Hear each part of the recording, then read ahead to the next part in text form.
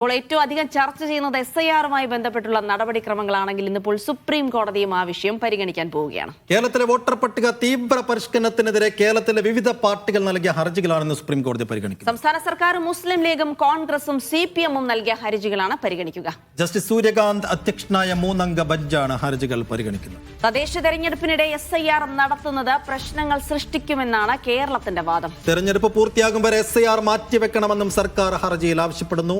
അതേസമയം SIR ഭരണഘടനാ വിരുദ്ധമാണെന്നാണ് പാർട്ടികൾ നൽകിയ ഹർജികളിലെ വാദം.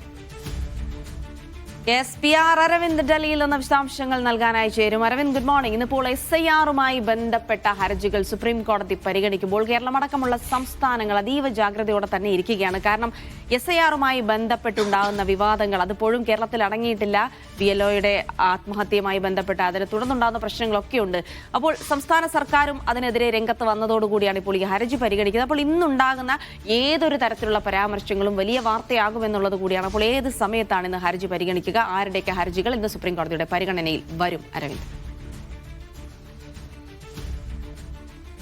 ജിൽസി, കേരളമടക്കമുള്ള 12 ഇടങ്ങളിൽ SIR നടപടിക്രമങ്ങൾ തകൃതിയായി മുന്നോട്ട് പോവുകയാണ്. പ്രതിപക്ഷ സംസ്ഥാനങ്ങളടക്കം SIR-നെതിരെ വലിയ രീതിയിലുള്ള അതൃപ്തി വ്യക്തമാക്കുകയും പ്രതിഷേധങ്ങളടക്കം അറിയിക്കുകയും ചെയ്തിരുന്നു. കേരളം നേരത്തെ തന്നെ SIR നടപടിക്രമങ്ങൾ മാറ്റിവെക്കണമെന്നൊരു ആവശ്യം മുഖ്യ തെരഞ്ഞെടുപ്പ് കമ്മീഷണറോട് ആവശ്യപ്പെട്ടെങ്കിലും ഈ ആവശ്യമൊന്നും അംഗീകരിക്കുവാൻ അന്ന് തന്നെ തെരഞ്ഞെടുപ്പ് കമ്മീഷൻ തയ്യാറായിരുന്നില്ല.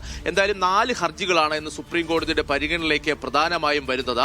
സംസ്ഥാന സർക്കാർ SIR-നെതിരെ ഒരു ഹർജി നൽകിയിട്ടുണ്ട്. അതോടൊപ്പം തന്നെ മുസ്ലിം ലീഗ്, CPM, അതുപോലെ തന്നെ കോൺഗ്രസ് എന്നീ പാർട്ടികൾ നൽകിയ ഹർജികൾ കൂടിയാണ് സുപ്രീം കോടതിയുടെ പരിഗണനയിലേക്ക് ഇന്ന് വരിക. കഴിഞ്ഞ ദിവസം ഈ ഹർജികൾ പ്രധാനമായും SIR-നെതിരെ ഹർജികളുണ്ടെന്ന് സുപ്രീം കോടതിയിൽ പരാമർശിക്കുകയും ഇതിന്റെ അടിസ്ഥാനത്തിലാണ് ഇന്ന് ഈ കേസുകൾ പരിഗണിക്കാമെന്ന് സുപ്രീം കോടതി വ്യക്തമാക്കുകയും ചെയ്തത്. ജസ്റ്റിസ് സൂര്യകാന്ത് അധ്യക്ഷനായ 3-അംഗ ബെഞ്ചാണ് ഇന്ന് കേരളത്തിന്റെ ഹർജികൾ പരിഗണിക്കുക. CPI-യും കഴിഞ്ഞ ദിവസം വോട്ടർ പട്ടിക തീവ്ര പരിഷ്കരണത്തിനെതിരെ ഒരു ഹർജി നൽകിയിരുന്നു. പക്ഷേ ആ ഹർജി നിലവിൽ ലിസ്റ്റ് ചെയ്തിട്ടില്ല. ഒരുപക്ഷെ ആ ഹർജിയും ഇതിനോടൊപ്പം പരിഗണിക്കാനുള്ള സാധ്യതയും നിലനിൽക്കുന്നുണ്ട്.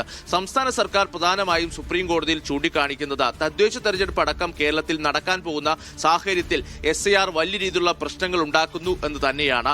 അതുകൊണ്ട് തന്നെ താൽക്കാലികമായി SIR മാറ്റിവെക്കണമെന്നതാണ് സംസ്ഥാന സർക്കാർ സുപ്രീം കോടതിയിൽ ആവശ്യപ്പെട്ടിരിക്കുന്നത്. അതേസമയം മറ്റ് രാഷ്ട്രീയ പാർട്ടികൾ, കോൺഗ്രസ്, അതുപോലെ തന്നെ CPM, അതുപോലെ തന്നെ മുസ്ലിം ലീഗ് അടക്കമുള്ള പാർട്ടികൾ ആവശ്യപ്പെടുന്നത് ഇത്തരത്തിൽ ഭരണഘടനാ വിരുദ്ധമായാണ് SIR നടപടികൾ മുന്നോട്ട് പോകുന്നത്. അതുകൊണ്ട് തന്നെ SIR നടപ്പിലാക്കാൻ പാടില്ല എന്നതാണ് പാർട്ടികളുടെ ആവശ്യം. CPI അടക്കം കഴിഞ്ഞ ദിവസം നൽകിയ ഹർജിയിൽ BLOയുടെ ആത്മഹത്യ അടക്കം ചൂണ്ടിക്കാണിച്ചിരുന്നു. വലിയ രീതിയിലുള്ള സമ്മർദ്ദമാണ് ഇത്തരത്തിൽ ഉദ്യോഗസ്ഥർക്ക് മേൽ ഈ SIR നടപടികൾ ഇത്ര പെട്ടെന്ന് നടപ്പിലാക്കുന്നത് കൊണ്ട് ഉണ്ടാകുന്നതെന്നടക്കം CPI ചൂണ്ടിക്കാണിച്ചിരുന്നു. എന്തായാലും സൂര്യകാന്ത് അധ്യക്ഷനായ ബെഞ്ചാണ് ഇന്ന് ഈ ഹർജികൾ പരിഗണിക്കുക. ബീഹാറിലെ SIR-നെതിരായ ഹർജികൾ പരിഗണിച്ച അതേ ബെഞ്ച് തന്നെയാണ് കേരളത്തിന്റെ ഹർജികളും പരിഗണിക്കുക. എന്തായാലും തെരഞ്ഞെടുപ്പ് കമ്മീഷന്റെ ഭാഗത്തുനിന്ന് ഒരു മറുപടി ഒരുപക്ഷെ ഇന്ന് സുപ്രീം കോടതി തീരുമാനിച്ചിരിക്കും. അല്ലാതെ SIR നടപടിക്രമങ്ങൾ പെട്ടെന്ന് നിർത്തലാക്കാനോ അല്ലെങ്കിൽ താൽക്കാലികമായി ഒരു സ്റ്റേ നൽകാനുള്ള സാധ്യതയോ നിലനിൽക്കുന്നില്ല. എന്തായാലും തെരഞ്ഞെടുപ്പ് കമ്മീഷന്റെ മറുപടി അടക്കം ഈ വിഷയത്തിൽ പരിശോധിച്ചായിരിക്കും ഒരു മുന്നോട്ട് പോക്ക് കോടതിയുടെ ഭാഗത്തുനിന്നുണ്ടാകുക. എന്തായാലും കഴിഞ്ഞ ദിവസം അടക്കം ബംഗാളും തമിഴ്നാടും അടക്കം സുപ്രീം കോടതിയിൽ എത്തിയിട്ടുണ്ട്. ബംഗാൾ മുഖ്യമന്ത്രി മമതാ ബാനർജി കഴിഞ്ഞ ദിവസം